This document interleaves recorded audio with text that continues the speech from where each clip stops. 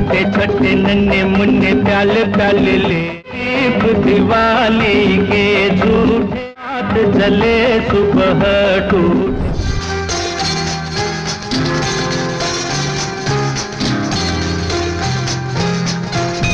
दोस्तों, सुभाष घई की सिनेमाई यात्रा की कहानी बहुत ही दिलचस्प और प्रेरणादायक है, खासकर उनके संगीत से जुड़े अनुभव। सुभाष घई, जिन्हें बॉलीवुड का शोमैन कहा जाता है, ने अपने करियर की शुरुआत एक अभिनेता के तौर पर की। 1969 में रिलीज हुई ब्लॉकबस्टर फिल्म आराधना में उन्होंने फ्लाइट लेफ्टिनेंट प्रकाश का एक छोटा सा रोल निभाया था। हालांकि उस समय उन्हें मुख्य अभिनेता बनने का मौका नहीं मिला, लेकिन ये शुरुआती अनुभव उनके निर्देशन के करियर की नींव बन गया। आज हम सुभाष घई, किशोर दा और संगीतकार लक्ष्मीकांत प्यारेलाल से जुड़ी एक कहानी को आपसे साझा करेंगे। सुभाष घई और किशोर दा के बीच क्या बॉन्डिंग थी, ये भी आज आप जानेंगे। बस वीडियो में अंत तक जुड़े रहिए। नमस्कार, मैं हूं आपका होस्ट और दोस्त संतोष और आप देख रहे हैं मूवी म्यूजिक मी। तो चलिए शुरू करते हैं आज के इस दिलचस्प एपिसोड को। दोस्तों, बतौर निर्देशक अपना सफ़र शुरू करने से पहले सुभाष घई फिल्मों में हीरो बनना चाहते थे। शायद कम ही लोगों को पता होगा कि सुभाष जी ने कुल 3 फिल्मों उमंग, 2 बच्चे 10 हाथ और गुमराह में बतौर हीरो काम किया था। और उससे भी बड़ी बात ये रही कि इन 3 फिल्मों में सुभाष जी के प्लेबैक में किशोर दा ने कुल 5 गानों के लिए अपनी आवाज़ दी थी। सच्चा प्यार तो झुक नहीं सकता, दिल की उमंग ये कहती है, प्यार करा ही रुक नहीं सकता। हम लोग हैं ऐसे दीवानिया को झुका कर माने, चल खा के यूं तेरा ये चलना, रमा के यदि और मचलना, खुले खुले नर्म नर्म के तू फिजा में बिखरे हो ख्वाब जैसे। हाथ छुड़ा के मेरे हाथों से, ऐसे न रूठो मेरी बातों से। तभी से सुभाष जी किशोर दा के फैन बन गए और किशोर दा के साथ उनकी एक अटूट बॉन्डिंग भी बन गई थी। बतौर अभिनेता असफल होने के बाद 1976 में घई साहब ने कालीचरण नामक फिल्म से निर्देशन के क्षेत्र में कदम रखा। फिल्म ने ज़बरदस्त सफलता हासिल की और उन्हें एक उम्दा निर्देशक के तौर पर इंडस्ट्री में पहचान दिलाई। कालीचरण और इसके बाद विश्वनाथ जैसी फिल्मों ने बॉक्स ऑफिस पर धमाल मचा दिया।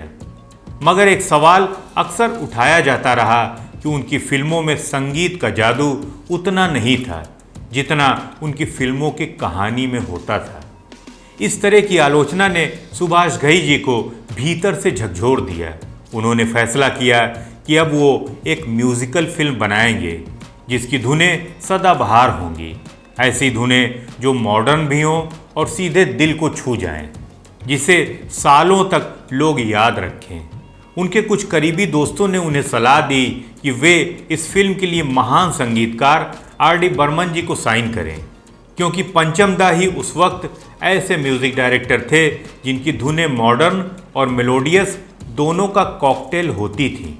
लेकिन घई साहब का दिल पहले ही लक्ष्मीकांत प्यारेलाल की जोड़ी पर आ चुका था।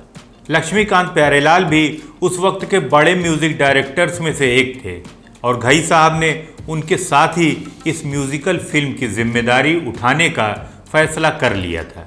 अब उनके सामने ये चुनौती थी कि फिल्म को म्यूज़िकल हिट बनाने के लिए कौन सा कॉम्बिनेशन सही होगा, कौन सा गायक, कौन सा गीत और कौन सी धुनें। सुभाष घई की इस नई म्यूज़िकल फिल्म का नाम था कर्ज। उन्होंने फिल्म के लिए प्लेबैक सिंगर्स के रूप में मोहम्मद रफ़ी साहब, लता मंगेशकर जी, आशा भोसले जी और किशोर दा जैसे महान गायकों को फाइनल किया। फिल्म के गाने जितने दमदार थे उतनी ही बड़ी चुनौती थी सही आवाज़ का सिलेक्शन। पहला गाना जो कुछ गज़ल टाइप का था उसे मॉडर्न अंदाज में रफ़ी साहब से रिकॉर्ड करा लिया गया। बोल थे दर्दे दिल दर्दे जिगर। दर्दे दिल दर्द जिगर दिल में जगाया। हालांकि लक्ष्मी प्यारे फिल्म के और गाने भी रफ़ी साहब से गंवाने के पक्ष में थे, लेकिन रफ़ी साहब ने कहा कि फिल्म के अन्य गाने किशोर कुमार जी से गवाइए, क्योंकि वही इस टाइप के गानों के लिए परफेक्ट चॉइस रहेंगे। फिल्म का अगला गाना ओम शांति ओम रिकॉर्ड होना था, जो काफ़ी एनर्जेटिक सॉन्ग था, जिसे किशोर दा से रिकॉर्ड कराया जाना था। एक दिन जब सुभाष घई महबूब स्टूडियो पहुँचे तो उन्होंने देखा कि लक्ष्मीकांत जी खुद ही अपनी आवाज़ में ओम शांति ओम गाना रिकॉर्ड कर रहे थे। ये सीन देखकर सुभाष घई समेत स्टूडियो में मौजूद सभी लोग दंग थे, लेकिन सुभाष घई के दिल में एक दुविधा भी थी। वो जानते थे कि लक्ष्मीकांत जी एक बेहतरीन संगीतकार हैं, लेकिन वो एक प्रोफेशनल प्लेबैक सिंगर नहीं थे। खासकर इस गाने के लिए सुभाष जी चाहते थे कि किशोर कुमार जी इसे गाएं, क्योंकि उन्हें गाने के लिए एक फ्रेश, यंग, दमदार और मर्दाना आवाज़ की ज़रूरत थी, जो गीत के बोलों को सही ढंग से पेश कर सके। लक्ष्मीकांत जी की आवाज़ में वो बात नहीं आ सकती थी, और ना ही उनकी आवाज़ ऋषि कपूर जी के ऊपर मैच हो रही थी। सुभाष घई जी को ये पक्का यकीन था कि मेरी उम्र के नौजवानों जैसे गाने के साथ जस्टिस सिर्फ किशोर कुमार ही कर सकते हैं। उन्होंने लक्ष्मीकांत जी से रिक्वेस्ट की कि वो रिकॉर्डिंग के लिए किशोर दा को ही बुलाएं, लेकिन लक्ष्मीकांत जी खुद ही गाने के लिए अड़े रहे। उन्होंने 4 बार रिकॉर्डिंग की डेट्स को बदल दिया ताकि किशोर कुमार गाना रिकॉर्ड न कर पाएं, लेकिन घई साहब भी अपनी बात पर अडिग रहे। आखिरकार लक्ष्मीकांत जी को उनके अपने ही साथी प्यारेलाल जी ने समझाया कि अगर निर्देशक खुद इस गाने के लिए किशोर कुमार को चाहते हैं तो उन्हें इसकी इज्जत करनी चाहिए। प्यारेलाल जी ने फिर से पूछा कि क्या आप किशोर कुमार से बेहतर गायक हैं? इस सवाल ने लक्ष्मीकांत जी को सोचने पर मजबूर कर दिया, और आखिरकार अगले ही दिन किशोर दा को बुलाया गया और गाने की रिकॉर्डिंग फाइनल कर ली गई। ये मेरी उम्र के नौजवान लगाना ओ दीवानो। हालांकि बाद में लक्ष्मीकांत जी ने अपने सिंगर बनने की तमन्ना देश प्रेमी फिल्म के गाने गोरे नहीं हम काले सही, इस गाने को गाकर पूरी की। पूरे नहीं हम काले सही, हम नाचने गाने वाले सही। कर्ज का संगीत जब रिलीज हुआ तो 3 गाने तो तुरंत हिट हो गए। दर्द दिल दर्द जिगर में जगाया आपने। मेरी उम्र के नौजवानों दिल न लगाना ओ दीवानो। एक हसीना थी एक दीवाना था, क्या कमाल। खासकर मेरी उम्र के नौजवानों जैसे गाने को लोगों ने बहुत पसंद किया, लेकिन दुर्भाग्यवश फिल्म बॉक्स ऑफिस पर वैसी सफलता हासिल नहीं कर पाई जितनी की उससे उम्मीद की गई थी। फिल्म को देश भर में औसत करार दिया गया और ये एक फ्लॉप साबित हुई।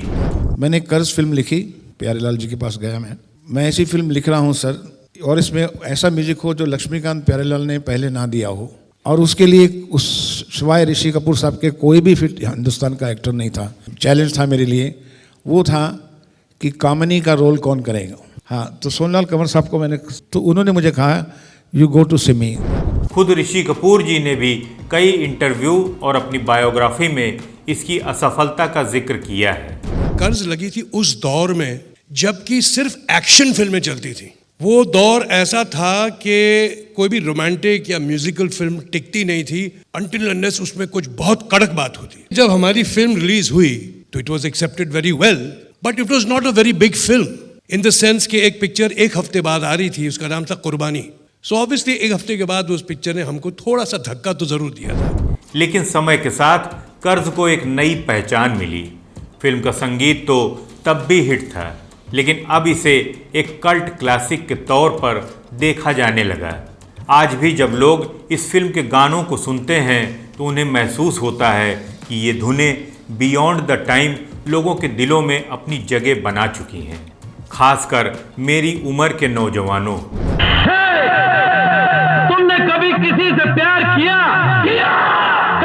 किसी को दिल दिया। इस गाने ने कई पीढ़ियों को प्रेरित किया है। सुभाष घई जी का ये म्यूजिकल सपना आज भी बॉलीवुड में अपनी एक अलग पहचान रखता है। हाल ही में ये गाना शाहिद कपूर की फिल्म कबीर सिंह में भी इस्तेमाल किया गया है, जिसने इसे एक बार फिर से युवाओं के बीच लोकप्रिय बना दिया है।